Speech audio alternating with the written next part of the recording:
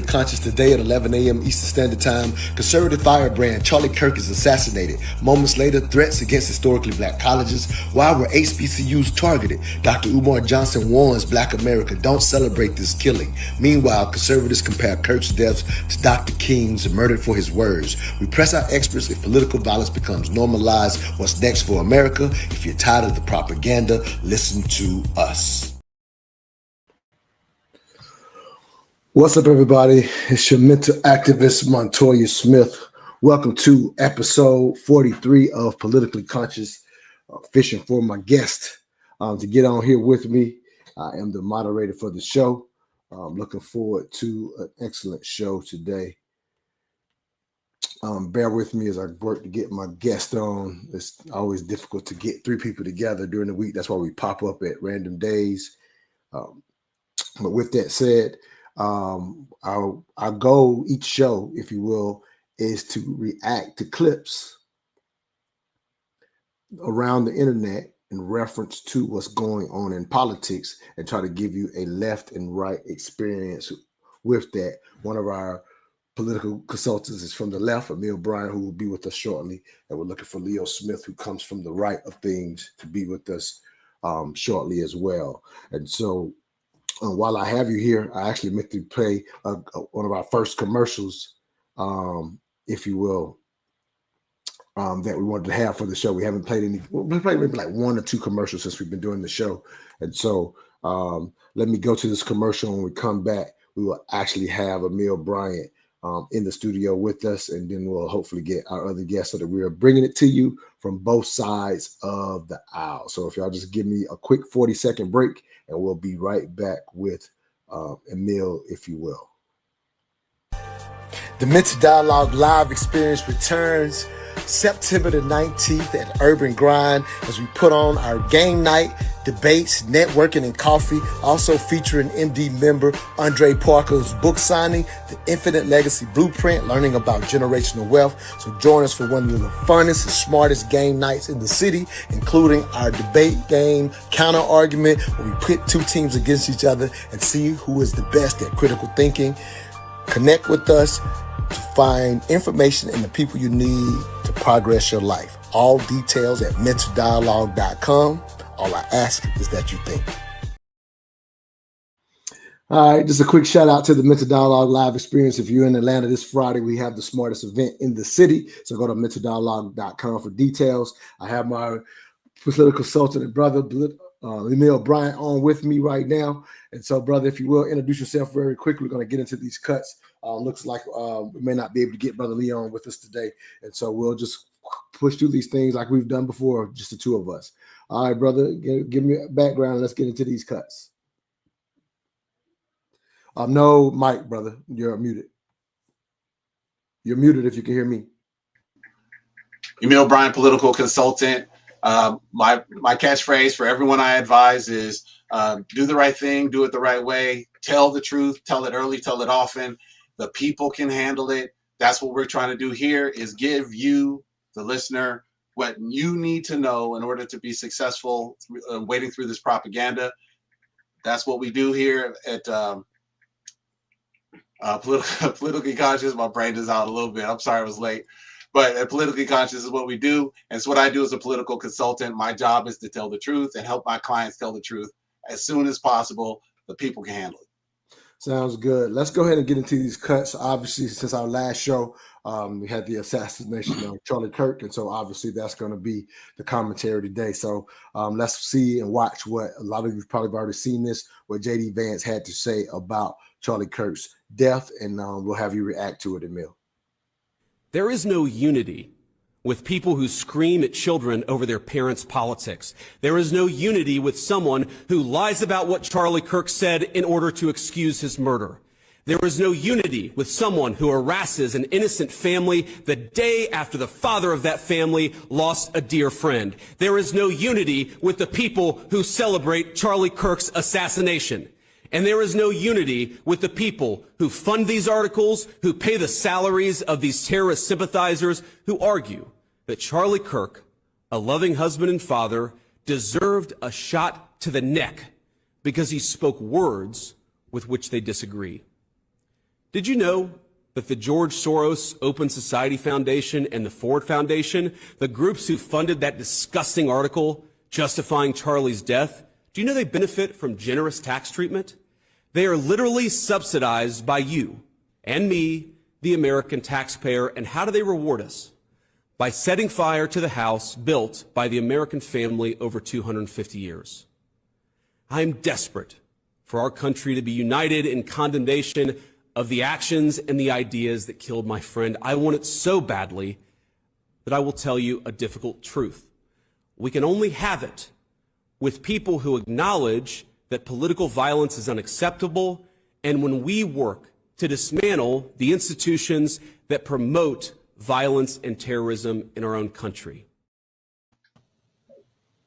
Hey, glad to have you with us, Leo. We're going to keep running right into this clip. As we already highlighted to people that you are our political consultant from the right. So now we have both sides of this thing on here. So Emil, if you will, what's your response to J.D. Vance?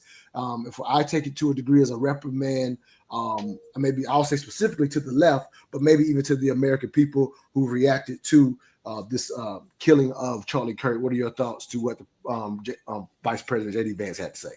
Vice President Vance, you need to look in the mirror first and foremost, because right after his death, there were massive accusations of the radical left, demonizing the radical left by the President of the United States on camera, in print, on social media, without any proof of anyone, did not wait for any investigation, come to find out that what they thought it was not, and they immediately backpedaled or tried to, and then they tried to pivot from that backpedaling. If J.D. Vance is going to reprimand the American people, he should look in the mirror and start at home, because this is not a political issue. Yes, Charlie Kirk is a radioactive, fiery figure, but we've had plenty of those without violence. That's not the problem. The problem is if people want to assign one side or the other. Right now, what J.D. Vance needs to do is not try to blame people who spoke out of turn until he says, I spoke out of turn, which he did. He and the president both chose to ignite or fan the flames that were already lit prior to the assassination. So to hear him say, you guys this, and they did that, and name out Soros and other people, that is crazy talk. And it should be condemned, because what we're seeing now is the elevation and escalation of violent political rhetoric because of this assassination versus the de-escalation and trying to get people to slow down and calm down. So if you want to start reprimanding people, look in the mirror, J.D. Vance, because you started it as soon as he died. Leo, your response to Vice President J.D. Vance? I really don't have a response to him because he's a politician. And I, being a man who has a free mind, not attached to the political rhetoric that people are throwing out there for manipulation, I've sort of taken a few days off. I've not even even though I work in this area of nonviolence, that's some of the work that I do in politics. I've created the program at the Carter Center. That's the Democracy Resilience Project that addresses political nonviolence. I know that it's important not to give people like J.D. Vance the mic, okay? But he has the mic because he's a VP. Now that we said that, it's unavoidable for news not to cover him. And it may be unavoidable for us and listeners not to receive some of the diatribe that he might be throwing out. But as a conservative, I have no doubt that conservatives believe in First Amendment rights, that conservatives believe that there is Supreme Court law addressing what is free speech, what is hate speech, and what is threat speech. And the government has a responsibility to observe the law. To be clear, we're going to talk about that some more, I'm sure, what the law is. However, what politicians do is entertain you or manipulate you for votes. That's all JD is doing. He's running for president. He's supporting his president. He's supporting the MAGA far right, okay, that is open to manipulation. It's a sad, sad state of affairs. Yeah, I agree. Again, if we're gonna say if you're tired of the propaganda, listen to us.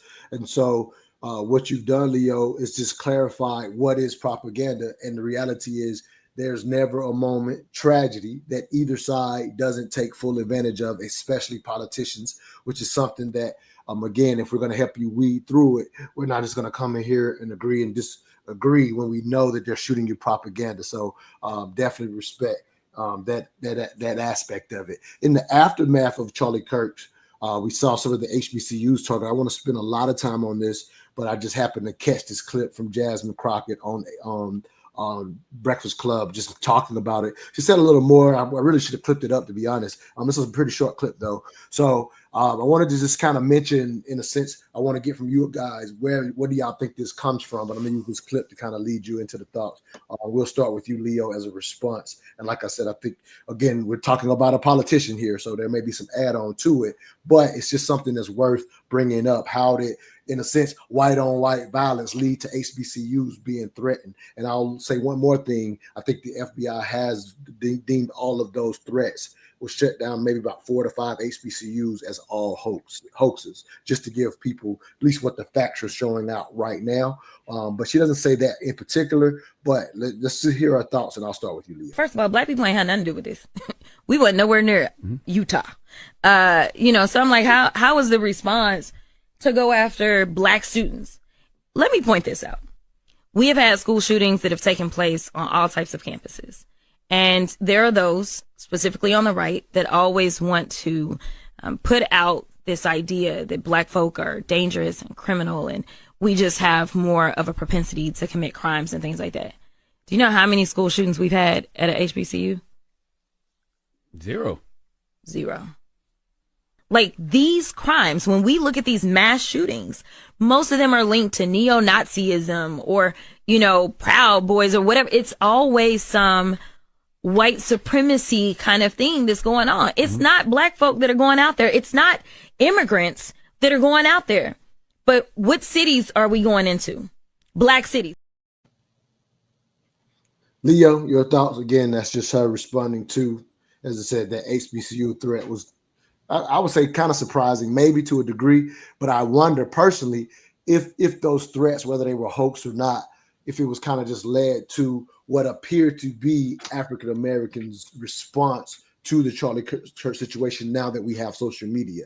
I think you and I personally talked real briefly and was like, I have no response because I didn't see where it applied for me personally, because I didn't care much about him just based on where he was at. So not enough to have a response to on social media. Don't think it's okay to kill anyone for their opinion. Let me say that clearly as well. But I assume that the HBCU threats come from that. I may be wrong, but that's just my assumption. Any thoughts, Leo? Well, so let me be very clear.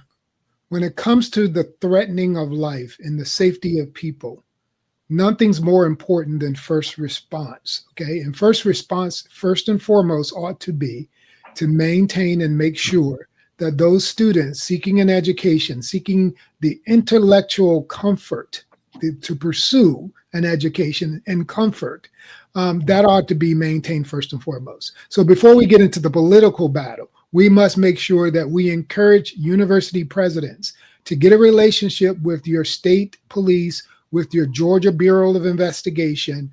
Make sure that you have a relationship with the Office of General Counsel of your state. I know a lot of Black HBCU presidents don't have relationships with lobbyists, don't have the money necessarily to create these connections. So I'm encouraging that. And if I can be of any help to that, let me know, because in 2020, no state has more HBCUs than the state of Georgia. We've got 10. Okay. In 2020, these threats were happening. Bomb threats were happening. Post J6, these bomb threats were happening at HBCU. So this is not a new thing. So, the Representative Crockett is, she's young and she's learning.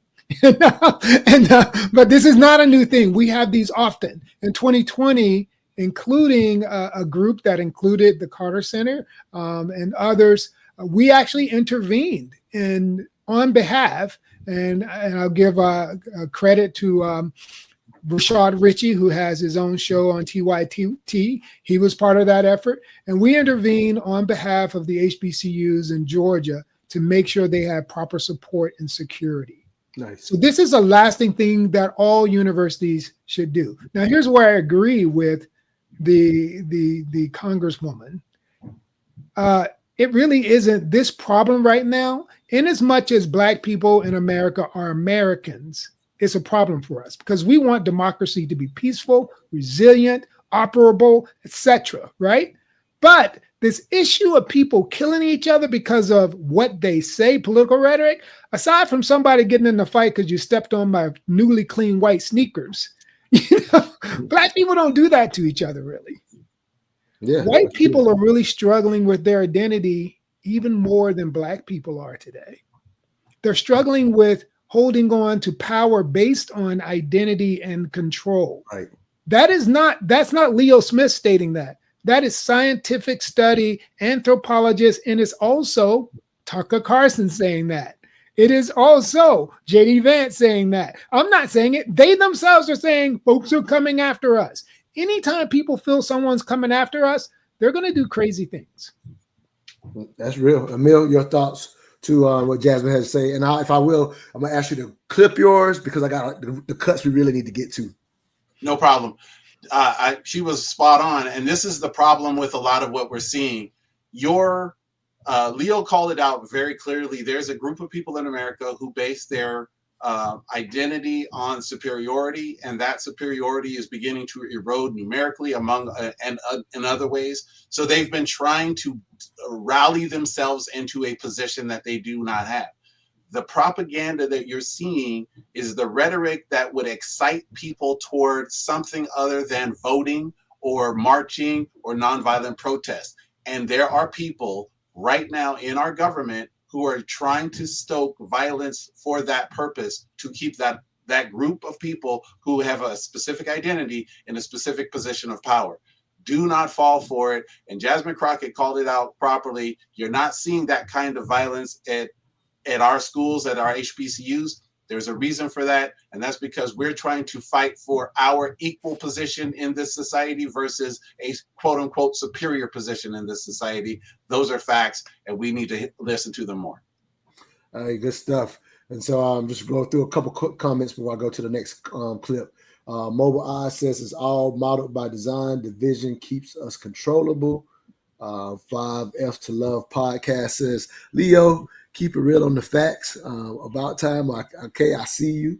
Keon77, regular listener, watcher says, viewer says, typical white racism, terrorism, virtually every race massacre, not in the 20th century against the base. Let me see, make sure I'm reading it right.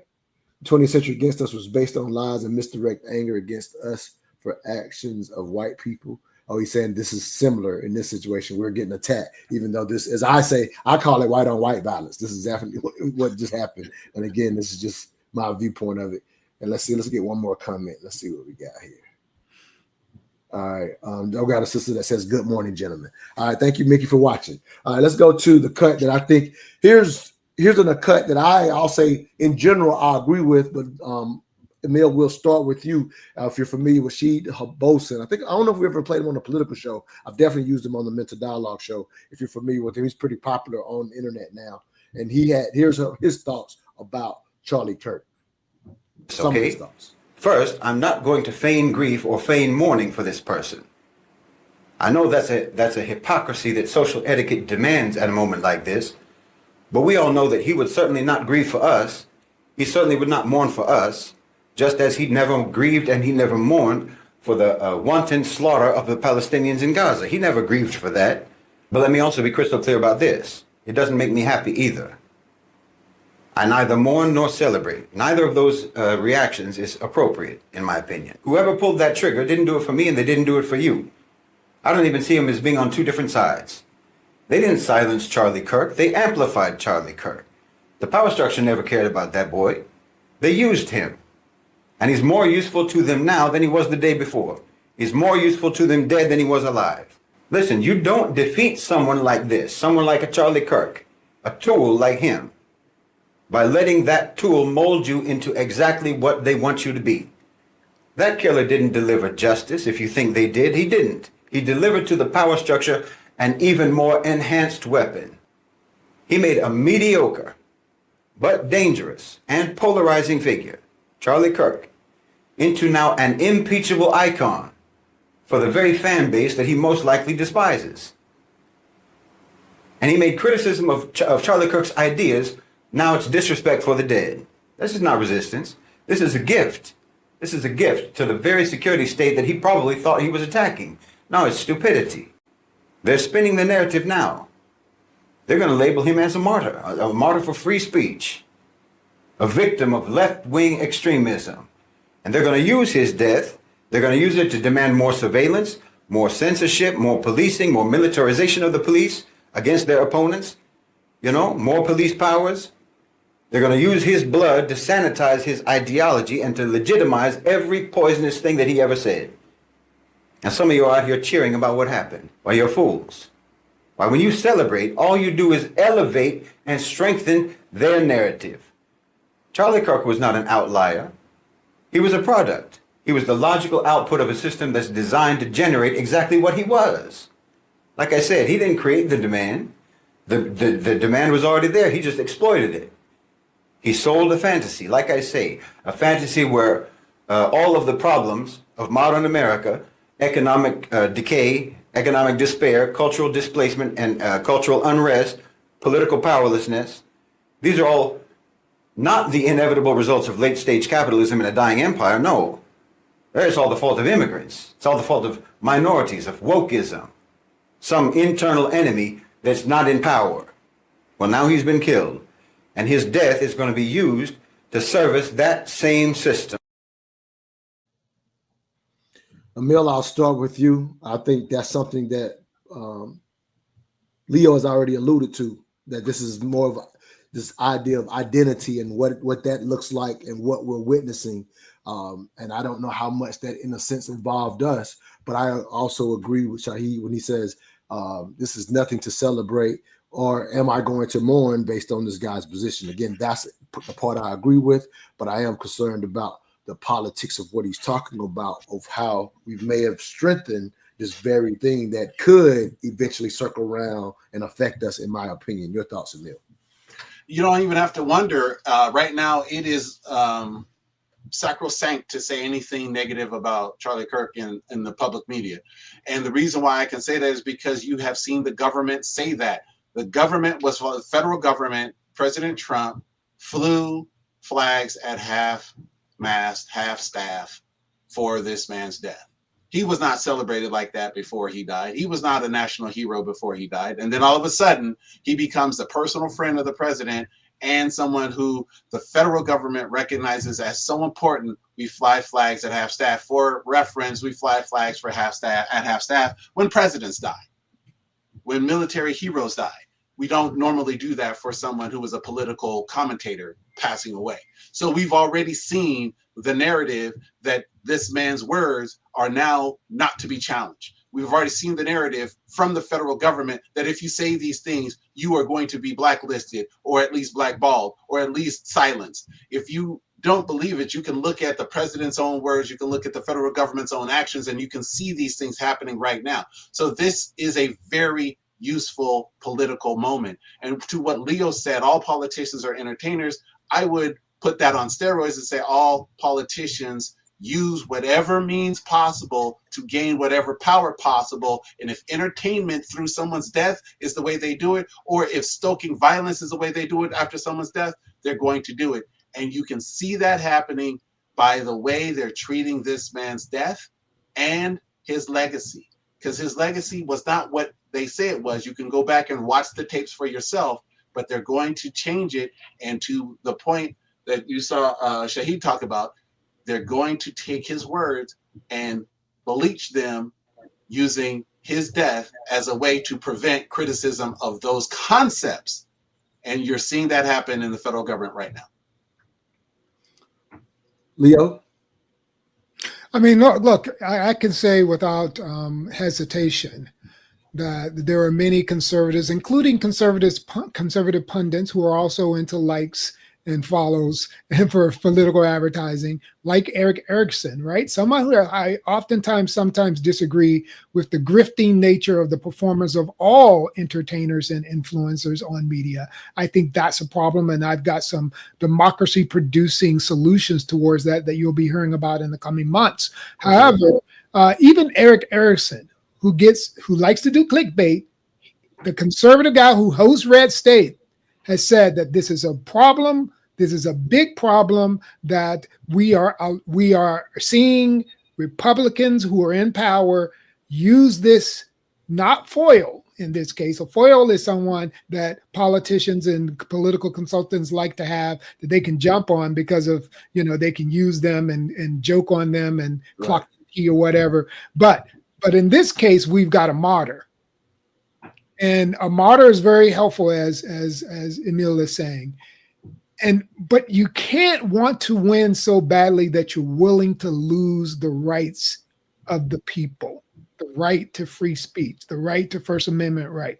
Okay, and that's what Trump is willing to do. That's where the democratic process that elected him by the people, right?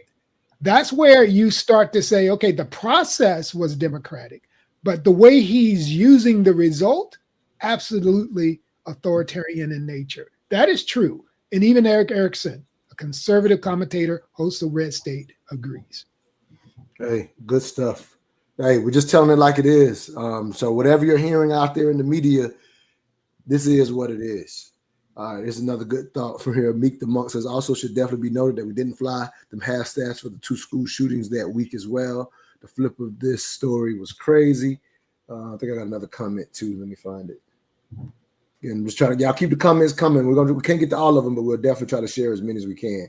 All right. I wanted to share this. Dr. Umar Johnson, a character per se, had something to say about specifically to the African-American community about, I guess, again, what we were seeing on social media, some seeming to celebrate this man's death. Again, not something I necessarily personally agree with from a personal standpoint, but this is what Dr. Umar had to say. Let me get this comment down so I can read it clearly. I put it up here just so y'all can kind of read along as I read it. Here we go. He says, while I do not agree with Mr. Kirk's rhetoric and consider him to be an anti-Black bigot, I will never rejoice at the loss of life of anyone who hasn't directly participated in the unaliving of a member of the Black African race. I'm ashamed to see members of my community celebrating this situation. I will never ask you to mourn the loss of an enemy or our race, but to celebrate an unaliving is completely unacceptable. We know all too well that the greatest recipients of political assassination in this country have been our own people. Stop laughing at the misfortunes of others and get prepared. Political assassinations have returned to the United States. I actually think he's pretty accurate in my opinion. I think it's your turn to go, Emil, but just any thoughts to what Dr. Umar had to say, as we'll get to some more comments here soon. I disagree with that last sentence. Political assassinations have returned to the United States. They've been here. It's just that we haven't seen them in the mass media, but they're here and they have been for years, not just since the 60s with MLK and Malcolm X. They've been a part of the American process since our founding. We just don't talk about it. You can go back to Hamilton and Burr, and that was a political assassination as much as anyone was. So we can go all the way back through American history and see this. So he's right in that we should not be celebrating nor mourning. What we should be is preparing, because there is a disruptive force afoot. That disruptive force is not just what people call white nationalism or white supremacy or systemic whiteness. That disruptive force is actually economic. There are economic issues that are fundamental to how people live and work in the United States that are being overshadowed by this political assassination. And those economic issues fundamentally benefit a very specific and small group of people. We need to make sure we stay focused on those issues, as well as the other issues that affect the rank and file American across the United States, especially people who look like us. We're not done with this kind of disruption. This was a giant disruption, but there is a narrative happening, and it's more economic than anything. And we need to pay attention to all of these things, because Dr. Umar Johnson was right. You need to be prepared, but prepared for what? Let's take a look at the facts and make sure we're ready to address what's happening in our economy, what's happening in our political stages outside of this assassination, and what's happening to our nation in terms of the ability to navigate our future. All those things are up for grabs right now, and all those things are being completely disrupted by a political assassination and the narrative from it. Leo, your thoughts real quick. I actually think when he says political assassinations have returned, I think he's just talking about in proximity to how long it's been since we've seen one. And so I think that's fair, just a little pushback from me. Any thoughts on what Dr. Umar said as specifically to the African-American community for those celebrating? Again, I don't think Kirk specifically is our fight. And so, again, I'm not going to celebrate or denounce, if you will, but Umar directly said something to our community. Your thoughts, Leo? Yeah, I mean, when you look at martyrs, right? So if you see that Martin Luther King was martyred, right? Everyone knew his name, whether they loved him, hated him, whatever, they knew his name. Not everybody knew Charlie Kirk. I mean, Charlie Kirk was kind of in a bubble. And I want to also say that he was more important than people think. He wasn't just an influencer. He was a paid political operative. Turning Point USA was funded by political machinery. It wasn't like, he just started going out doing his. I met with the guy, sat down with him for 2 hours when he was a young high schooler. He was paid to do what he did. He was given money to create Turning Point. This is political operations. I have done the same thing, folks. I have found young people, given them mic, video camera, etc., and given them content and say, go produce. Y'all got to realize how much you're being manipulated. But at the same time, let's listen to something that Mr. Umar said. He said, be prepared. What that means is, I think, what it means to me, and what I would give every person in America, and especially Black people who have been marginalized and systemically persecuted at times, not always, but at times, I want to say to you, be about your business. Make sure you got things in order. As much as you can, have a way to protect yourself, whether that means legal defense, whether that means having a place you can go for peace, because peace is protection. So if you don't, or have a friend who has a home, someplace else, or a place that's kind of off the grid, get rid of the social media for a while. If you're not, especially if you're not making money from it. I kind of understand people who are grifting and making money off of social media. They got to be on there. That's how they get paid. I don't like it, but I see what they're doing. If you're not making money from social media, hang it up for a while. Stop being manipulated. That's called being prepared. Get your mind right. And social media does not make your mind right. There's science to that. Absolutely. No, I absolutely respect that. Emil, I'm going to challenge you a little bit. A couple of weeks ago, we asked how close are we to a civil war? And I'm not going to overstate what I'm about to say, but different watchers and viewers have been saying, hey, this stuff we're witnessing now looks like we may be closer where you thought, hey, we're far from it because we haven't seen certain things.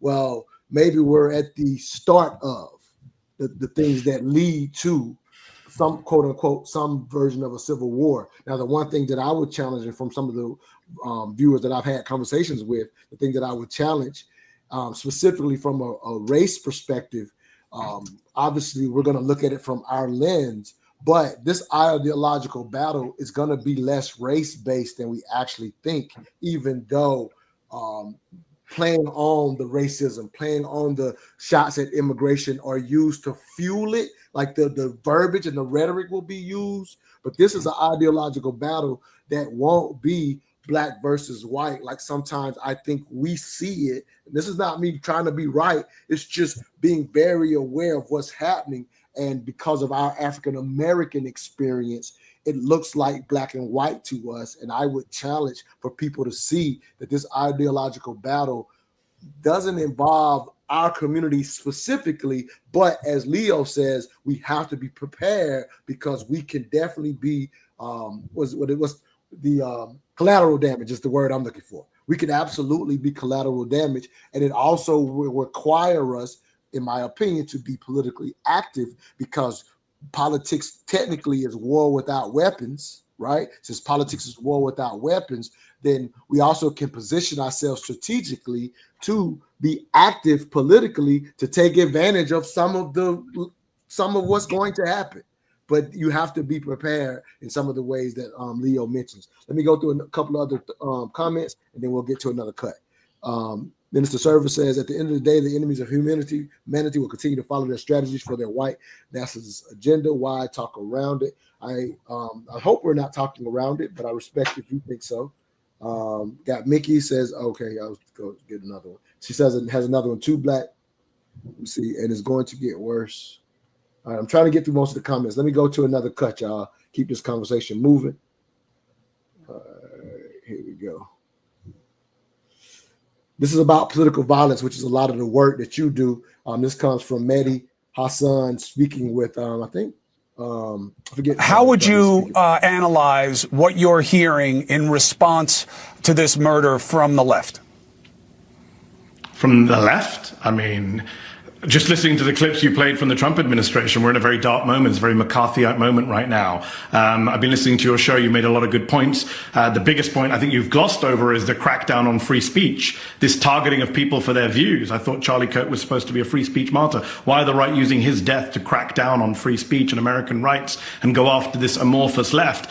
J.D. Vance lied today on the Charlie Kirk show when he said the statistics are clear that this is a left-wing problem. It's the exact reverse. Right, exact reverse. You look at the ADL Center for Extremism, which looked at 444 people killed by extremists between 2013 and 2022, 75% of them by the right. You look at the University of Maryland study that was done for their terrorism center, which found that from 1948 to 2018, right-wing extremists more likely to carry out violence than left-wing extremists. You look at the head of the FBI, who Donald Trump appointed, Chris Wray, who said the #1 domestic terror threat in this country comes from religious and racially motivated extremists, specifically white supremacists. You can keep going. The National Institute for Justice found that the majority of incidents since 1990, violent terroristic acts were right-wing extremists. The single biggest day of political violence, Chris, in our lifetimes in this country was January 6th, 2021, when right-wing extremists attacked the Capitol, injured police officers. They were ideologically motivated. You and I agreed it was an insurrection at the time. So it's bizarre for Vance to go on TV or go online and say the exact opposite of what both the official statistics say and the think tanks say. All of our evidence tells us. I mean, there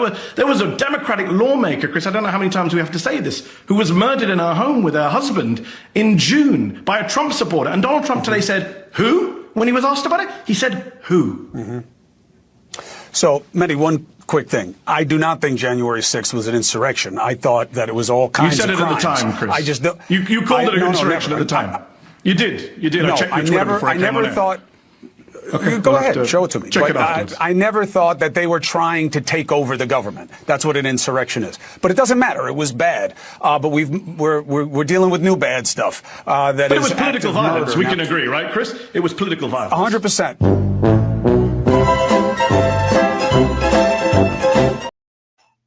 He plays the music. He throws about 3 times where Chris Cuomo actually was calling it an insurrection and calling out people on the right for not saying that it was. So that was where the music played. But again, not specifically just about what Mehdi said. I think Mehdi is typically real factual, though. I will say that just from my perspective of him doing very well with his independent media, which is where I think people have to be if you're to a degree. Like I say, I agree with you, Leo, when you say get rid of social media.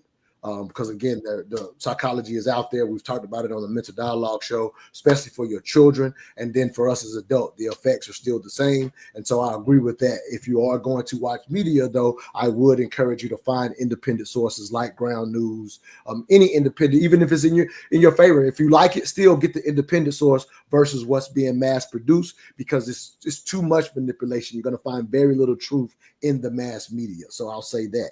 And Montoya, just let me quickly say, even from that clip you just heard that says, you know what, there's really actually about equilibrium, whether it's from the right or the left. Political violence is happening on both sides. And then when you say violence is a very general term. You can break it down. I'm not going to get into which side is creating more political violence. We all know that there have been far left people attacking Republican and conservative politicians. We know that there have been far right people attacking Democrat leaders. We know that to be a fact. Okay. But the issue is why. And that is clear, and it clearly affecting all of us. I put into the chat into our StreamYard chat for you to share, Montoya, some of the work that's being done on political violence and how Americans feel about it. The most important stat that people should know is not about us being divided, but is about the growing number of people who agree that civil war is inevitable. And there are voices out there like Steve Bannon and folks like that who have been actually asking for a civil war. So this is stuff you need to know about. Don't add to the fire, but again, go get yourself in order and make sure that you're working on your personal economy, consolidating where you can with other people who are like-minded, making sure that you have strength through association. Mingle with people who care about you. No, I love it. Emil, I told you I was going to have to admit on this show that I was wrong once again with Shelly, other consultant from time to time, how maybe a couple years ago now, we had a conversation where I was challenging him saying, hey, man, as much as you are a fan of MAGA, I don't think you and others actually recognize the crazies in the MAGA, like the far extremists that are willing to go too far or whatever. In that personal conversation, he kind of admitted that, hey, maybe I'm not doing enough of that, because I was just challenging him on his show that, hey, you don't recognize that those, they are a reality. I understand. I had him on his show for why he chose to vote for Donald Trump. I said, but at the same time, you have to acknowledge these crazies and how far they would go.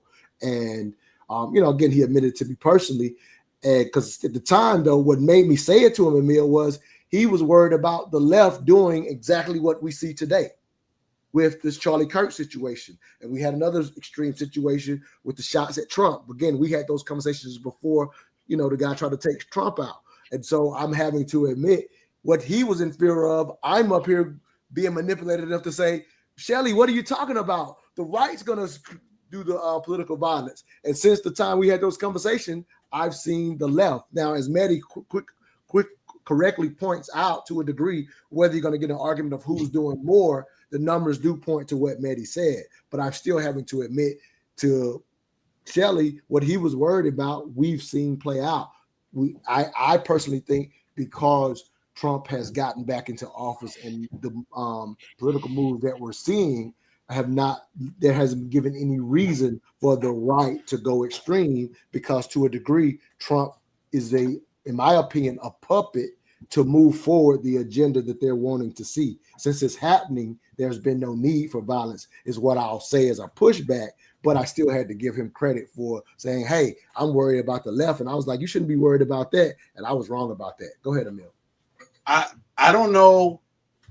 The political ideology of the shooter, Charlie Kirk, seems that he came from a far-right family, gun enthusiasts and MAGA supporters. I'm not going to say what his political ideology is, but it doesn't seem like it comes from the far left. But wait a minute, but Emil, to be fair, why would you bring up his family's as more important than his own? That doesn't make sense. Explain that. Right. I'm going to contextualize his upbringing before we get to his actual ideology, because we're not sure of his ideology, but we are. So okay, you may not be sure, but I'll say it's what is clear at this point is he differs from his family's ideology. Yes, he said it himself. I think he's actually further right than his family, which you is say you're not sure. Maybe you haven't seen it, but a little bit I've seen. Just again, if we're gonna be fair and honest on this show, you may not have seen it. So your response could be honest. I'm not saying you're being dishonest. I'm just highlighting. I've seen clearly that he differs from his family. But that part is clear. The reports I'm reading say that he's actually further to the right than his family. So there is a difference in their ideology. But that's just what I've read so far. You might be getting manipulated with that one. We're still preliminary. You might have gotten manipulated with that information. You might have having a love affair with a transvestite. That's like, okay. Yeah. I'm not saying anything about the guy's personal life yet, but I'll say this. This is the thing that because you don't want to talk about it, Emil. No, I'm not going to talk about. I'm not going to talk about anything yet beyond what I read. I said I always read reports. You know that. Biased research, Emil. Since you've been on the show, your research you got some confirmation bias on this research. Because again, I don't know what you're seeing. I can't doubt what you're seeing, but I think you might have seen it with a little confirmation bias. That's all I'm saying. No, because the initial reports were that there was this kind of stuff written on his thing. We find out that it's from the ammunition manufacturer. So it was going back and forth. It was going back and forth. Here's what I think Leo is spot on, though. It is that there are forces afoot that are trying to get you distracted from the reality that you're living, which is that power is being usurped without the democratic process. We were already under a very clear rubric that the people who have power want more of it. We don't have to wonder that. How they're acquiring that power has been through democratic and non-democratic means, primarily economics. Since the 80s specifically, you can go back and look at it. So what Leo's talking about is something that I think we all need to start addressing. What will happen if these people consolidate power the way they envision themselves doing? I'm really concerned about that. To your point earlier, Montoya, is there a civil war coming? Are we closer than we were when I first said no, there's not? I think we are, but I think it's stoked by Trump with what's going on in Memphis. I think the stoker of these civil war concepts is using the power under his authority to try to create the problem that we said that I said was further away than it maybe is. So you actually have someone in power who's using power to push us closer to the brink of something we should never be close to.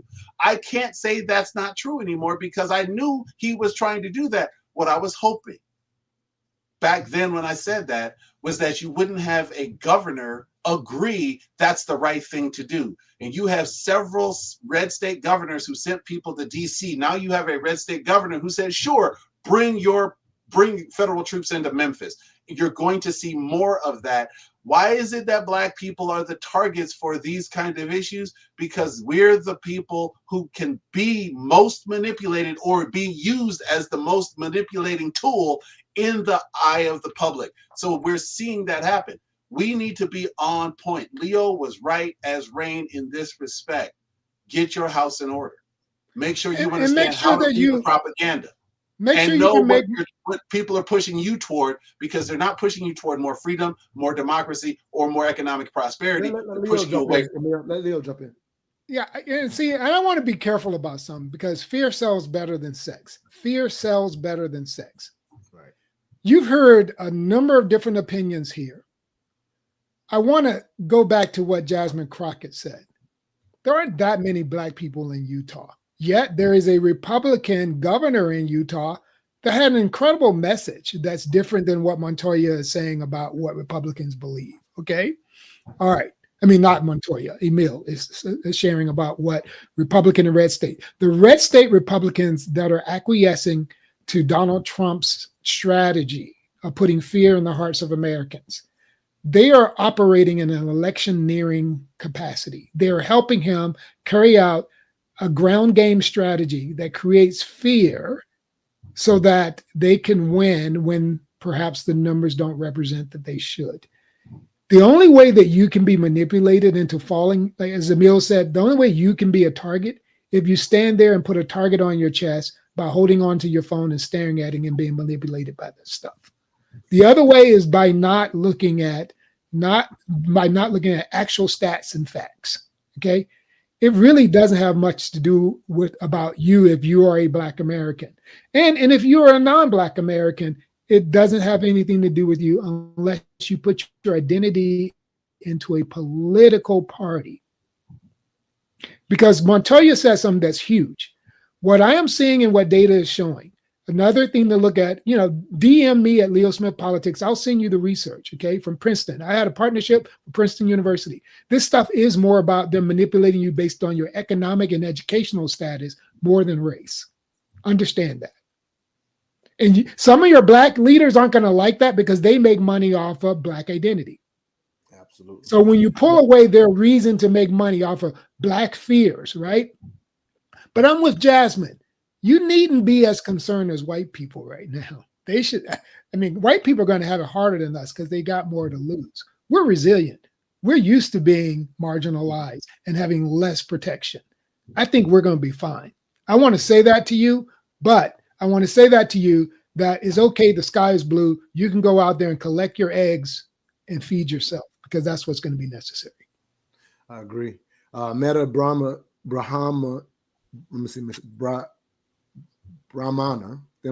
Matea Brahma says there are folks struggling on the left and right, Black and white. They fear all of us getting together and taking over. The focus on race is intended to keep the working class divided. That's exactly how the construct of race was started to protect the elite in this country. And if you don't know that history, then I can fully agree with Brahmana. I can say it right, but I like to say people's names right. Brahmana. So I like what he's saying, and that's really how all of this started. And we stayed manipulated even amongst each other and buy into the identity so much, the construct of race, that we're missing the game that's being played on us, which is another thing I think that Leo's saying. I got another sister at 5Fs to Love podcast says, Leo, if the facts are rare being, let me see. I'm sorry. I think she means to say manipulated, right? Okay, got you. Yeah. All right, I'm sorry. I'm trying to read through it. If the facts are something, see, hold on. Let me find. I want to find some more. Somebody says Democrats will never win another. Emil, thanks for the clarity. Is the narrative being created or is the reality? Sorry if I don't get some of these. I don't get in real time, so it kind of loses its effect. Sorry if I'm not getting them in real time, y'all. Last one that says, why blame Trump for everything in the system been shady? It's not a fight. It's not our fight or best time for blacks, says RA Marketing. All right, we've got 10 more minutes, y'all. Let me keep getting cut. I only got a couple more cuts, so it's perfect. We're doing good today. Let me Monte, just quickly, because that's a good question. The reason why I, as a person who was invited by Donald Trump himself to be his state coordinator, for his campaign, all right, the reason why I blame him is because he has the ability to put the rhetoric in the right place. He has the ability to lead better. That's why. He's doing some good things for me as a Republican conservative, but Trump did not create, like he said, y'all created the rigged and messed up system. I'm taking advantage of it. But just because somebody's vulnerable doesn't mean that I should go and exploit them. Right. Much respect for that. All right. So here's a question. I got this cut here. I think it's a good one to end on, because I just want to get y'all perspective. This is something I came across somebody named Peace Studies researcher Jan Oberg. And this is the big picture. We spent pretty much this show talking about what we're seeing in reference to Charlie Kirk in our community. This is kind of a big picture, in my opinion, a big picture look for America based on what he has to say. And I would love to ask both of you, what do y'all think he's right about, and what do y'all think he's wrong about? Because I don't know, but I thought it was just a good cut to play for this. The United States will go the same way as the Soviet Union because it is militarizing itself to death. The Americans don't do diplomacy anymore. They send weapons. They pour in weapons because that's what they are best at. But no country can survive with just being strong in one sense, for instance, militarily.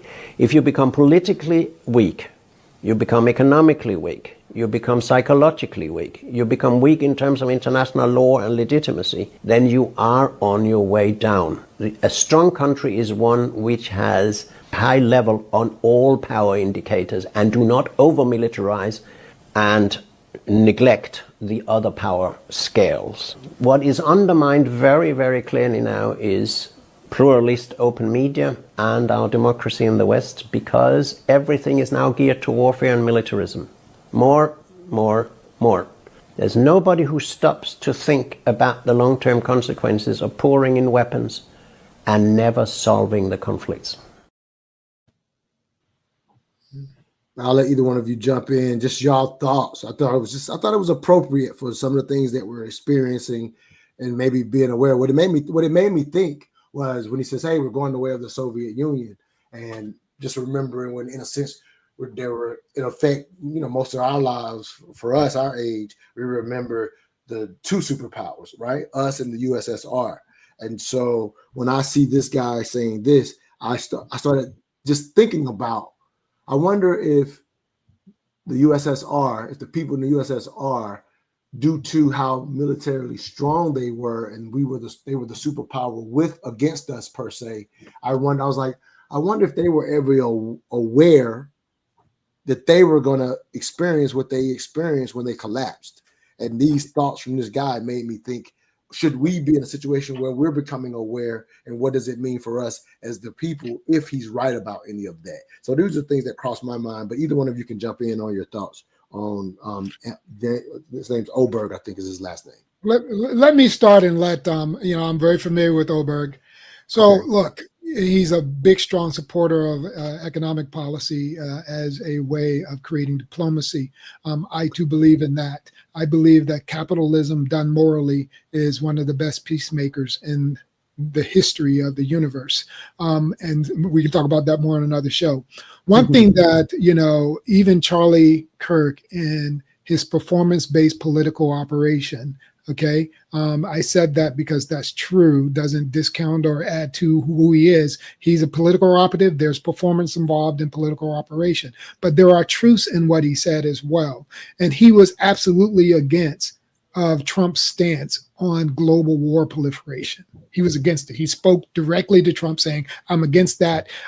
What Bibi Netanyahu did immediately upon his death to come in and sort of say that he was for Israel, actually, that's absolutely categorically false about what Charlie Kirk was really saying about the war in the Middle East. So that's important. One of the differences between America and the Soviet Union is we don't have an authoritarian rule, okay? Not yet. We can slip into it just like this gentleman is warning.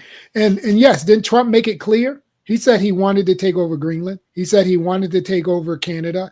And he said he's changing the posture. And then by renaming our Department of Defense, which most Cato Institute libertarians like myself, libertarian-minded people when it comes to global policy, when it comes to defense policy, those people generally say, take care of home, defend. They don't say go out and be the Department of War. There are many conservatives who are against that posturing because Trump does envy authoritarian leaders like Putin. One of our callers earlier, Leslie Tavernier, said Kirk questioned if the Israel military allowed October 7th to occur. So just kind of to your point, if she's right about her information, that Kirk wasn't in alignment as Netanyahu tried to suggest at his death. Emil, again, your thoughts to Oberg, just kind of highlighting, hey, something that maybe we as the American people, I'm bringing it to the bigger context, because one thing that I will continue to encourage is when you understand that politics, I say politics actual is the equivalent of self-interest. Like that's, if I could just reduce down the word politics equals self-interest, if I could philosophize and say that's what it is. And so when you literally understand that, then when your rhetoric is used to pit you against one another, that's manipulation. But when you understand political interest, there will be times where I may be against you on this issue, Leo, and I team up with Emil, but there are times where I will have to team up with Leo and go against Emil based on my personal interest. I'm highlighting that because I want to encourage our community, if we're going to say become politically conscious, to become more aware of not being manipulated into just what's black and white. What does it mean for the race? Because there will be times where politics absolutely makes for strange bedfellows. And I'm just kind of pushing the political consciousness to be willing to do so, if that makes sense. Go ahead, Emil. I just think some of what I'm saying is a way to expose our community, what Oberg's saying from a broader standpoint. And again, that's just my perspective. I'm not saying I'm right, but go ahead, Emil. I'm going to challenge you, Montoya, because you didn't challenge Leo. Several episodes ago, Leo was talking about how Democrats were not strong enough in their leadership and how Trump was showing strength in leadership and how that strength was turning into votes. And now we're hearing Leo talk a more neutral tone. And I'm not saying he's wrong. I'm saying that it goes against some of the things he was saying in another part of this, in our show's evolution.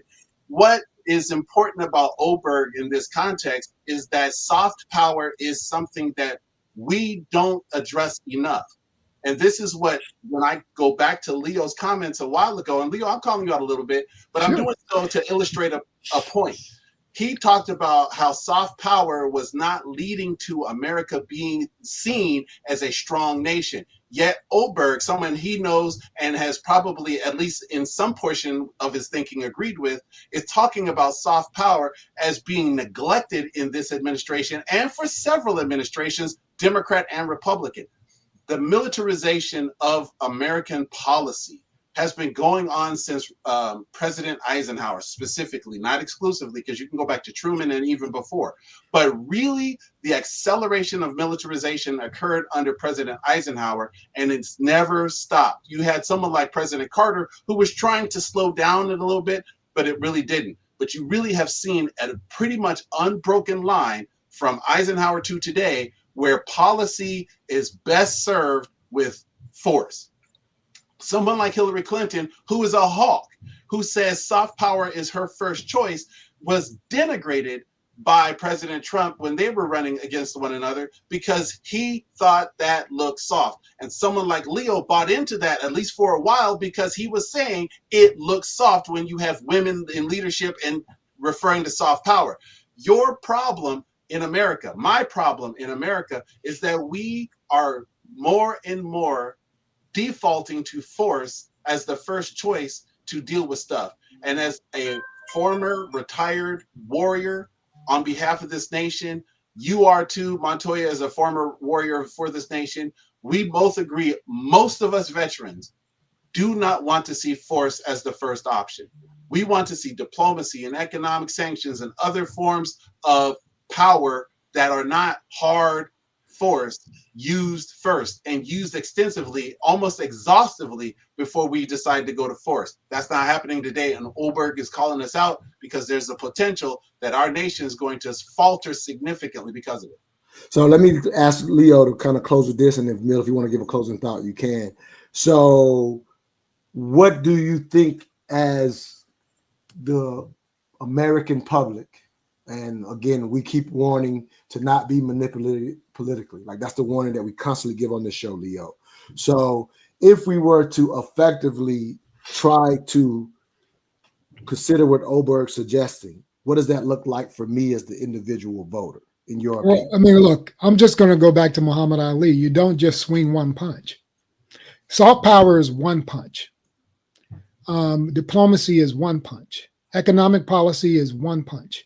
And also, war footing is another punch. So I'm not saying that it is not appropriate to show off your military. I'm not saying that at all. I'm saying that is inappropriate to make that your primary strategy and to use that as the sole tool that you're using. I'm not even saying that Trump isn't using soft power. As a matter of fact, you might recall when Trump was campaigning in 2015 and 2016, and again when he ran for the second time, Trump said that he was against all this war stuff. Okay. All right. But he understands that he can get power by using the language and the bravado of big stick politics, including big stick war. Okay. So in other words, folks, sometimes you throw out a little threat so that you can actually create more peace. That's what you think you're doing. The bullies that existed in the world who were in power and governing nations and getting war footing, they existed before Trump became president. So one could argue, see, this is what nuanced public intellectualism is. You can argue many sides. You know, I don't have the red button under my thumb, but I can see an argument for having a pro-offensive war footing. Yes. And I can see an argument for soft power, but I know that we had gotten too soft. And so that's what you're referring to, Emil, is that we had gotten too soft. Countries were not respecting us. People didn't think that America had the power that it would have. Now, Trump is using his art of negotiation in some of this, but some of it is just his narcissistic lunacy. I said that might get me in trouble if this gets into his airstream. But look, people become despots, including people who sometimes says, well, I'm going to go into this place and create good. And even that person can become a despot. Okay. So look, just be clear thinking about this stuff. Make sure that, again, you're taking care of you. That's the most important thing in all of this. Don't get wrapped up into the partisan fight. No, I love it. Let me do this. I want to close with some words from a good friend that I follow. I just thought this was just a great way to close this particular show. The brother by the name of Eli Marcus. And again, we're kind of in overtime, so I'm not going to keep y'all much longer. But if y'all will, let me read this to the audience, to you guys. If y'all want to respond, y'all can. If not, we'll close the show. But I just thought this was a great way to close. He says, I literally just prophesized a few days ago major domestic terrorism events would occur in the near future based on the pattern of violence lately, the type of violence that has been occurring, and the general attitude of the public towards the violence. There are logical reasons why it is not wise to support or praise people who commit unjust acts of violence, regardless of how much you don't like the target or victim of violence. The two topics are not the same. When you support and praise deeply troubled people for compromising and eliminating people you don't like, you are literally putting a battery in the back of other deeply troubled people to execute their fantasies of politically motivated violence where innocent people will die. This includes deeply troubled people who desire to commit violence against you or people who look and think like you. You're not just putting a battery in the back of crazy people who desire to harm people you don't like. It's very dangerous to signal to deeply troubled people that they will be rewarded with praise if they execute violent tasks against any specific group. I caution you to not allow your emotions to rule you. See the bigger picture. We must defend the principle of civility, law and order in the framework of our society. We must never use the hateful actions of deeply troubled loose cannons as our justice for off-topic disputes. There are rules to this game, and the rules must be respected, or the house will collapse and replace with a regime of open and relentless violence. Again, from my friend Eli Marcus, I thought it was the exact appropriate way to end this show. Emil, any thoughts to what he had to say? Leo, if you have one, and we'll get out of here. The biggest thing I can say is that there will be violence more, there will be unrest more, there will be economic disruption more, and that we all need to understand why that is. It's not just because I don't politic in fear. Can I ask you to respond directly to his thoughts though, versus the I'm getting there. Okay, gotcha. No problem. The economics of fear are very much high, but where he's right is that there's an opportunity for us to calm ourselves down and sift through all of this rhetoric and stop thinking of things in terms of black versus white, right versus wrong, yes versus no. There's nuance. Leo alluded to it earlier, and I think this quote alludes to it as well. There's more to the story that we need to be paying attention to. That's what we're trying to do on this show, and I think that's what we all should be endeavoring for. Because the moment we submit that one thing is right exclusively or absolutely, we run the risk of reacting to what's not in that group. And that's where the extreme violence, putting the battery in the back of those crazy people who are absolutely motivated in thought to be motivated in action. We need to learn how to discern that reality has many shades of gray and many colors on the spectrum, and allow those colors to not affect our personal decision to choose or not choose violence, rather to ensure that we are just in our approach to ourselves, and that we're just to our approach to the people around us. And that quote, I think, highlights a very important element of what we're facing right now. Yeah, I'll say this, Emil, and give you, Leo, give you a last thought. I just love the directness of just being aware of, in a social media world, Emil has his idea of who he thinks that guy was that took out Charlie Kirk. It looks like basically an incel that basically scroll on the internet too much, to Leo's earlier warning. But those things, the social media scrolling on it, creates isolation mentally in how you think, and in that isolation you can be radicalized.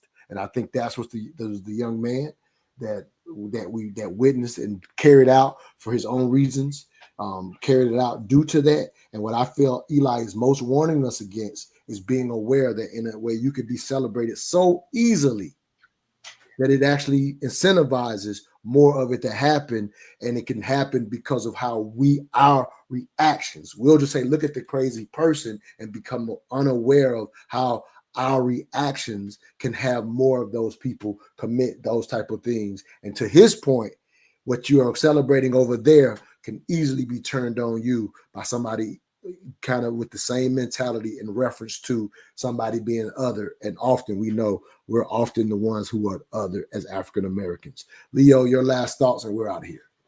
This is something to help all of us survive, here's some advice, because I see young people, college kids, people across America, people working, getting into trouble because they don't understand First Amendment rights. You don't have a right to say anything you want to say in a workplace or even at a university. Right. There are codes of conduct almost in any place that you go that is organized by a group of people, for groups of people. Okay. But there's a difference between hate speech and threat speech. Our U.S. Constitution and our Supreme Court has laws that support your ability to say that you don't like someone or even that you hate them. It does not support your ability to threaten them. Know the difference.